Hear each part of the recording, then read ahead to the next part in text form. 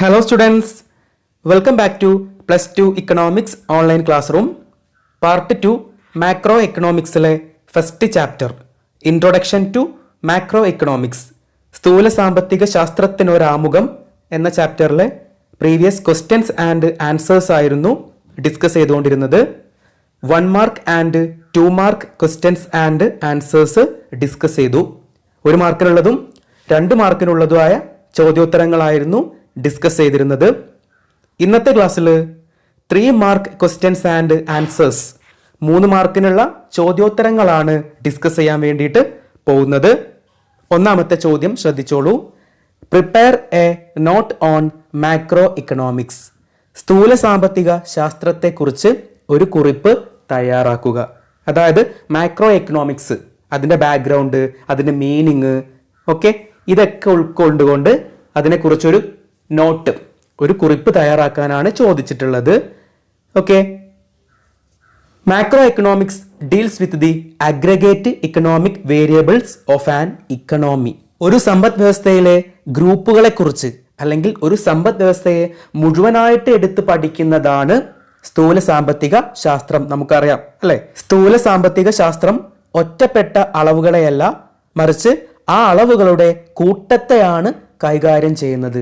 അതായത് ഗ്രൂപ്പുകളായിട്ടാണ്.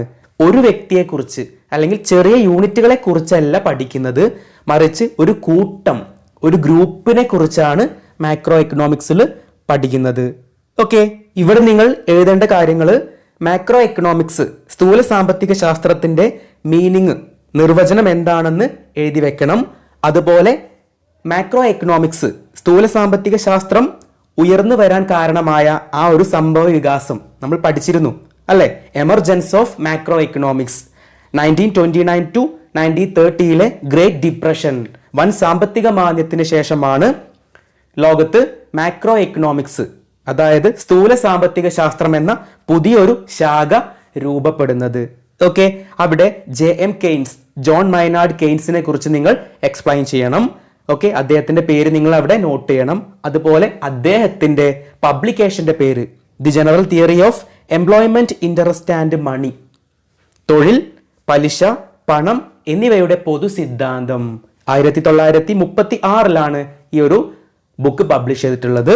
അതുപോലെ great depression, ആ ഗ്രേറ്റ് ഡിപ്രഷന്റെ പശ്ചാത്തലം, എമർജൻസിന്റെ ബാക്ക്ഗ്രൗണ്ട്, ഇതെല്ലാം നിങ്ങൾ ഈ ഉത്തരത്തിൽ എഴുതിയിരിക്കണം. 3 മാർക്കാണ് ഉള്ളത്. ഈ പറഞ്ഞ കാര്യങ്ങളെല്ലാം അതിൽ ഉൾപ്പെട്ടുകൊണ്ട് ഷോർട്ടായിട്ട് വേണം നിങ്ങൾ എഴുതാനായിട്ട്. ഓക്കെ ആണല്ലോ. Question number 2, choose the appropriate answer. ശരിയായ ഉത്തരം തിരഞ്ഞെടുക്കുക. ഓക്കെ, ഇവിടെ കൊടുത്തിട്ടുണ്ട് the Greek word macros means, അതായത് ഗ്രീക്ക് വേർഡ് മാക്രോസ് എന്ന ആ പദത്തിന്റെ അർത്ഥം എന്താണ്? ഓപ്ഷൻസ് ഇവിടെ കൊടുത്തിട്ടുണ്ട്. ഫസ്റ്റ് വൺ സ്മോൾ, ചെറുത്. സെക്കൻഡ് ലാർജ്, വലുത്. തേർഡ് വെരി സ്മോൾ, വളരെ ചെറുത്. ഓക്കെ, അപ്പോൾ ഇവിടെ ചോദ്യം എന്താണ്? ഗ്രീക്ക് വേർഡ് മാക്രോസ്, മാക്രോസ് എന്ന പദത്തിന്റെ അർത്ഥം എന്താണ്? ഈ പറഞ്ഞ 3 കാര്യങ്ങളിൽ എന്താണ് മാക്രോസ് എന്ന് പറഞ്ഞാൽ അതിന്റെ മീനിങ് എന്താണ്? Yes, large. ഓക്കെ, വലുത് എന്ന അർത്ഥമാണ്. ക്ലിയർ ആണല്ലോ, അത് നമുക്ക് അറിയാം. അതിലെ ബി നോക്കിക്കേ. Partial equilibrium analysis is the methodology of. ഭാഗിക സന്തുലിതാവസ്ഥ വിശകലനം ഏത് ശാഖയിൽ ഉൾപ്പെടുന്നു? ഇവിടെയും ഓപ്ഷൻസ് കൊടുത്തിട്ടുണ്ട്. ഫസ്റ്റ് വൺ മൈക്രോ എക്കണോമിക്സ്, സൂക്ഷ്മ സാമ്പത്തിക ശാസ്ത്രം. Second one macro economics. Third one both micro economics and macro economics. സൂക്ഷ്മ സാമ്പത്തിക ശാസ്ത്രത്തിലും സ്ഥൂല സാമ്പത്തിക ശാസ്ത്രത്തിലും ഉൾപ്പെടുന്നതാണ്. ഈ 3 ഓപ്ഷനുകളിൽ ഏതാണ് ഉത്തരം? അതായത് partial equilibrium analysis micro economics ആണോ മാക്രോ എക്കണോമിക്സ് ആണോ? ഭാഗിക സന്തുലിതാവസ്ഥ വിശകലനം സൂക്ഷ്മ സാമ്പത്തിക ശാസ്ത്രമാണോ സ്ഥൂല സാമ്പത്തിക ശാസ്ത്രമാണോ എന്നാണ് ചോദിച്ചിട്ടുള്ളത്. ഏതാണ് നിങ്ങൾ പറഞ്ഞ്? Yes, that is micro economics അല്ലേ. പാർഷ്യൽ ഇക്വിലിബ്രിയം അനാലിസിസ് ഏതിന്റെ അണ്ടറിൽ വരുന്നതാണ്? മൈക്രോ എക്കണോമിക്സ് ആണ്, സൂക്ഷ്മ സാമ്പത്തിക ശാസ്ത്രമാണ്. ക്ലിയർ ആണല്ലോ. അതിലെ സി നോക്കിക്കോളൂ. സി ചോദ്യം നോക്കിക്കോളൂ. The words micro economics and macro economics were coined by. സൂക്ഷ്മ സാമ്പത്തിക ശാസ്ത്രം, സ്ഥൂല സാമ്പത്തിക ശാസ്ത്രം എന്നീ പദങ്ങൾ ആവിഷ്കരിച്ചത് ആരാണ്? ഓക്കെ, ഈ ഒരു ചോദ്യം എക്സാമിന് എപ്പോഴും വരാറുള്ളതാണ്. ക്ലിയർ ആണല്ലോ? വളരെ കൃത്യമായിട്ട് അത് മനസ്സിൽ ഓർത്തു വെക്കണം. എന്തായിരുന്നു ചോദ്യം? The words micro economics and macro economics were coined by. ആ ടേം അവിടെ ഓർത്തു വെക്കണം. ആ രീതിയിലാണ് ചോദിക്കുക. coined by. Okay, coined by ഓർത്തു വെക്കണം. സൂക്ഷ്മ സാമ്പത്തിക ശാസ്ത്രവും സ്ഥൂല സാമ്പത്തിക ശാസ്ത്രം എന്നീ പദങ്ങൾ ആദ്യമായി ആവിഷ്കരിച്ച വ്യക്തി ആരാണ്? ഓപ്ഷൻസ് കൊടുത്തിട്ടുണ്ട്. JM Keynes, John Maynard Keynes. Second, Ragnar Frisch. Third one, Adam Smith. ഇതിലേതാണ് ഉത്തരം? റാഗ്നർ ഫ്രിഷ് ആണ്. അദ്ദേഹമാണ് സൂക്ഷ്മ സാമ്പത്തിക ശാസ്ത്രം, സ്ഥൂല സാമ്പത്തിക ശാസ്ത്രം എന്നീ പദങ്ങൾ ആദ്യമായിട്ട് ആവിഷ്കരിച്ചത്. The term micro economics and macro economics were coined by Ragnar Frisch. ആരായിരുന്നു JM Keynes? He separated economics into micro economics and macro economics. സാമ്പത്തിക ശാസ്ത്രത്തെ സൂക്ഷ്മ സാമ്പത്തിക ശാസ്ത്രമെന്നും സ്ഥൂല സാമ്പത്തിക ശാസ്ത്രമെന്നും രണ്ടായി വേർതിരിച്ച വ്യക്തിയാണ് JM കെയ്ൻസ്. രണ്ടും തമ്മിൽ മാറിപ്പോകരുത്. രണ്ടും വേർതിരിച്ചത് ആരാണ്? JM കെയ്ൻസ് ആണ്. ആ രണ്ട് പദങ്ങൾ ആദ്യമായിട്ട് ആവിഷ്കരിച്ചത് ആ വ്യക്തി ആരാണ്? റാഗ്നർ ഫ്രിഷ് ആണ്. ക്ലിയർ ആണല്ലോ? ആൻസർ ഇവിടെ തന്നിട്ടുണ്ട്. ഇപ്പോൾ നമ്മൾ ഡിസ്കസ് ചെയ്തു. എ ക്വസ്റ്റ്യന്റെ ആൻസർ എന്തായിരുന്നു? ലാർജ്, വലുത് എന്നായിരുന്നു മാക്രോസ് എന്ന പദത്തിന്റെ അർത്ഥം. ബി ക്വസ്റ്റ്യൻ എന്തായിരുന്നു? അതായത് പാർഷ്യൽ ഇക്വിലിബ്രിയം അനാലിസിസ്, ഭാഗിക സന്തുലിതാവസ്ഥ വിശകലനം ഏത് ശാഖയുമായി ബന്ധപ്പെട്ടിരിക്കുന്നു? മൈക്രോ എക്കണോമിക്സ്, സൂക്ഷ്മ സാമ്പത്തിക ശാസ്ത്രം. സി ക്വസ്റ്റ്യൻ എന്തായിരുന്നു?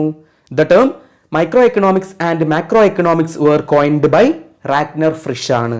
അല്ലെ? അതായത് സൂക്ഷ്മ സാമ്പത്തിക ശാസ്ത്രം, സ്ഥൂല സാമ്പത്തിക ശാസ്ത്രം എന്നീ പദങ്ങൾ ആദ്യമായി ആവിഷ്കരിച്ചത് റാഗ്നർ ഫ്രിഷ് ആണ്. ക്ലിയർ ആണല്ലോ? Next question number 3. Point out the significance of macro economics.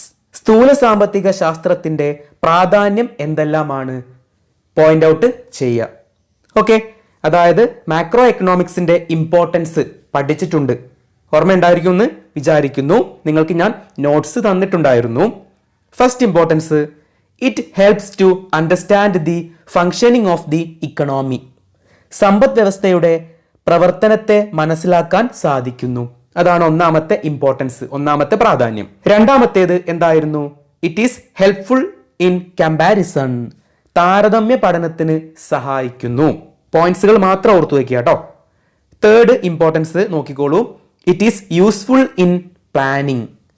പ്ലാനിങ്ങിന് പ്രയോജനപ്പെടുന്നു എന്ന് വെച്ചാൽ ആസൂത്രണത്തിന് സഹായിക്കുന്നു. പ്ലാനിങ് എന്ന് പറഞ്ഞാൽ ആസൂത്രണം എന്നാണ്.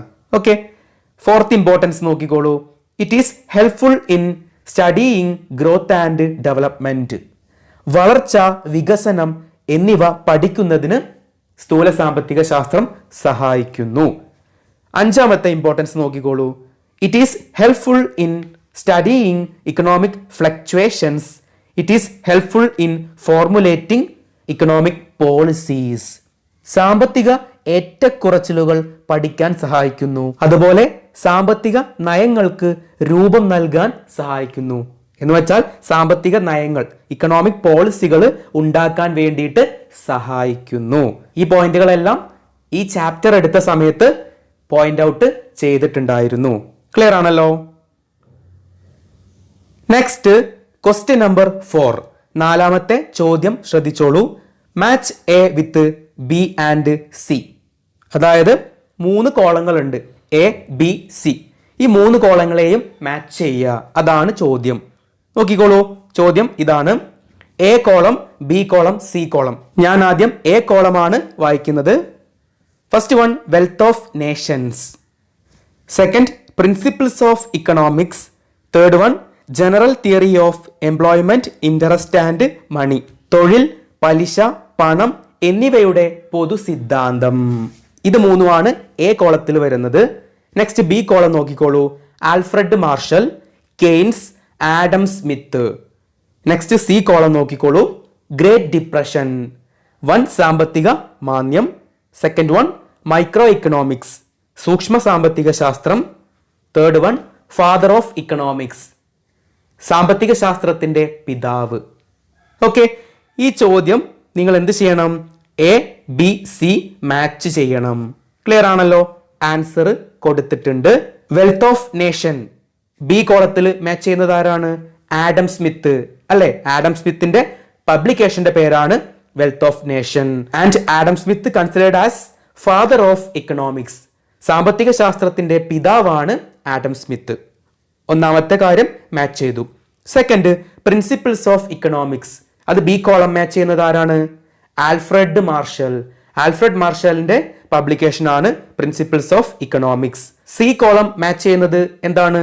മൈക്രോ ഇക്കണോമിക്സ്, സൂക്ഷ്മ സാമ്പത്തിക ശാസ്ത്രം. Third, general theory of employment, interest and money, തൊഴിൽ, പലിശ, പണം എന്നിവയുടെ പൊതു സിദ്ധാന്തം. ബി കോളം മാച്ച് ചെയ്യുന്നത് എന്താണ്? കെയ്ൻസ് അല്ലെ? JM കെയ്ൻസിന്റെ പബ്ലിക്കേഷന്റെ പേരാണ് കൊടുത്തിട്ടുള്ളത്. സി കോളം ഗ്രേറ്റ് ഡിപ്രഷൻ, വൻ സാമ്പത്തിക മാന്ദ്യം. ഓക്കെ, ആ സമയത്താണ് അദ്ദേഹം ഈ ഒരു പബ്ലിക്കേഷൻ പുറത്തിറക്കുന്നത്. ക്ലിയർ ആണല്ലോ? വളരെ സിമ്പിൾ ആയിട്ടുള്ള ഒരു മാച്ച് ദി ഫോളോയിങ് ആണ്. ക്ലിയർ ആണല്ലോ? Next question number 5. അഞ്ചാമത്തെ ചോദ്യം ശ്രദ്ധിച്ചോളൂ. Below is given a few features of a phenomenon. ഒരു പ്രതിഭാസത്തിന്റെ ചില സവിശേഷതകളാണ് താഴെ കൊടുത്തിരിക്കുന്നത്. ഏതൊക്കെയാണ് പോയിന്റ്സ് നോക്കിക്കോളൂ. Output and employment in the countries of Europe and North America fell by huge amounts. യൂറോപ്പിലെയും വടക്കേ അമേരിക്കയിലെയും പല രാജ്യങ്ങളിലെയും തൊഴിൽ, ഉൽപാദനം എന്നിവ ഗണ്യമായി കുറഞ്ഞു. രണ്ടാമത്തെ പോയിന്റ് നോക്കിക്കോളൂ. Demand for goods was low. സാധനങ്ങളുടെ ഡിമാൻഡ് വളരെ കുറവായിരുന്നു. Third point, factories remains idle. ധാരാളം ഫാക്ടറികൾ അടഞ്ഞു കിടന്നു. ഈ 3 പോയിന്റ്സ്, ഈ 3 പോയിന്റുകളിൽ നിന്നും താഴെ പറയുന്ന 3 ക്വസ്റ്റ്യൻസ്, സബ് ക്വസ്റ്റ്യൻസിന് നിങ്ങൾ ആൻസർ കണ്ടുപിടിക്കുക. ഓക്കെ ആണല്ലോ? First one, identify the phenomena.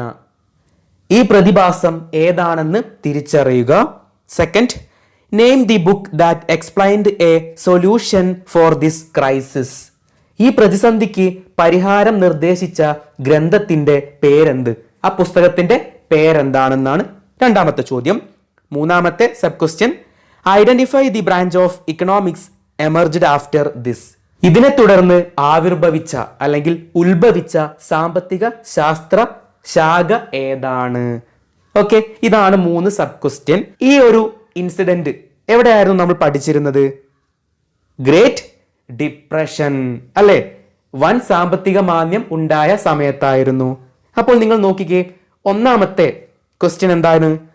Identify the phenomena. ഈ പ്രതിഭാസം ഏതാണെന്ന് തിരിച്ചറിയുക. ഏതായിരുന്നു? യെസ്, 1929 ലോക സാമ്പത്തിക മാന്ദ്യം, 1929 ഗ്രേറ്റ് ഡിപ്രഷൻ. ക്ലിയർ ആണല്ലോ? അത് ആൻസർ കിട്ടി. സെക്കൻഡ് നോക്കിക്കേ, name the book that explained a solution for this crisis. ഈ പ്രതിസന്ധിക്ക് പരിഹാരം നിർദ്ദേശിച്ച ഗ്രന്ഥത്തിന്റെ അല്ലെങ്കിൽ പുസ്തകത്തിന്റെ പേരെന്തായിരുന്നു? എന്തായിരുന്നു? Yes, the general theory of employment, interest and money, തൊഴിൽ, പലിശ, പണം എന്നിവയുടെ പൊതു സിദ്ധാന്തം. അല്ലെ? ആരായിരുന്നു പബ്ലിഷ് ചെയ്തത്? JM കെയ്ൻസ് ആണ്. ഏത് വർഷമാണ് പബ്ലിഷ് ചെയ്തത്? 1936 1936 രണ്ടാമത്തെ ചോദ്യത്തിന്റെ ഉത്തരവും കിട്ടി.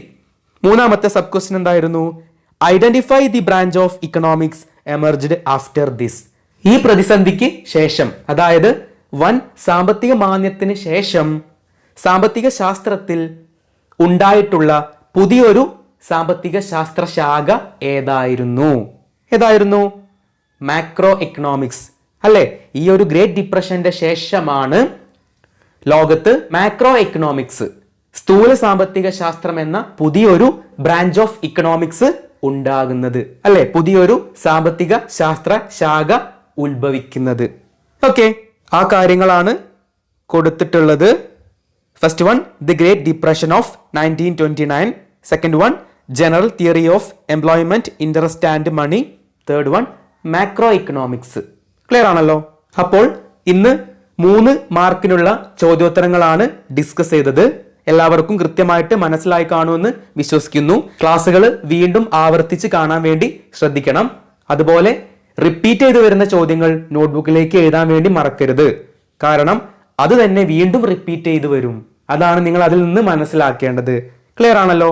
ഇനി ഈ ചാപ്റ്ററിൽ നിന്നും 5 മാർക്കിന് ചോദിച്ചിട്ടുള്ള ചോദ്യങ്ങൾ അടുത്ത ക്ലാസ്സിൽ ഡീറ്റെയിൽ ആയിട്ട് നമ്മൾ ഡിസ്കസ് ചെയ്യുന്നതായിരിക്കും.